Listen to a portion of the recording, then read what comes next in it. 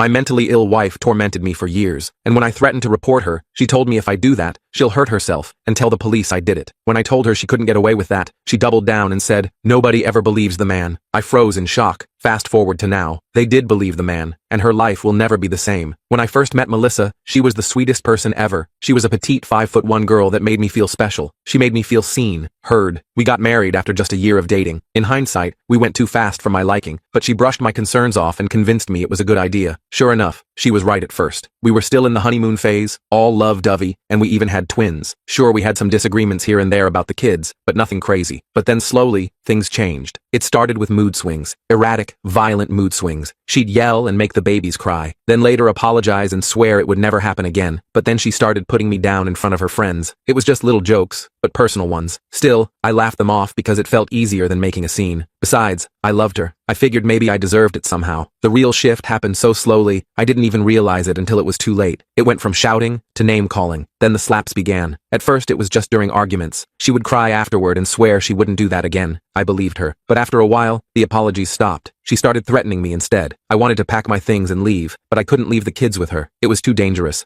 I remember thinking I needed to report her, but when I threatened her that I was going to call the cops, she mockingly said that if I ever told anyone she was abusing me, she would hurt herself and blame me. She even went into the bathroom and bruised her stomach there and then, just to prove she was capable. She told me over and over that no one believes a man who claims he's being abused. She even showed me news stories about abused fathers losing custody battles. That was the moment I gave up. I knew she had the upper hand. There was nothing I could do, so I just retreated into myself. I stopped seeing my family and friends because she made it too difficult. I had bruises I could not explain. I missed work because of injuries. I lied so much it started feeling like the truth. My friend Ray was one of the only people who still talked to me. He was the first person who asked if I was okay. One day I showed up to work with a broken finger. I said it was a work accident, but even I could hear how weak I sounded. Ray pulled me aside. I tried to brush it off, but he wouldn't let me. He said his sister had been through something similar. He said he knew the signs. I wanted to tell him he was wrong, to keep lying, but I couldn't. That night, Melissa went through my phone as she did every night, and she found texts from Ray asking if I needed help. She lost it. She smashed my phone into the wall and beat me with a pan. The kids were in their rooms crying, and I could hear Jack sobbing into his blanket. Afterward, Melissa sat on the couch like nothing happened. After that night, our kids visibly changed. Emma stopped talking. Jack started wetting the bed. Their teachers called home with concerns. Melissa handled it like she always did. She blamed me. She told them I was angry and unstable. Meanwhile, at work, I started secretly researching shelters and resources. Everything I found scared me even more. The courts were not kind to fathers. It felt like no matter what I did, it was pointless. But then Ray introduced me to his sister, who survived something similar. She got me connected with a counselor who specialized in helping men like me. She helped me start documenting my injuries in private. I finally had a plan. But then Melissa found out what I was doing 2 months later. I don't know how, but when she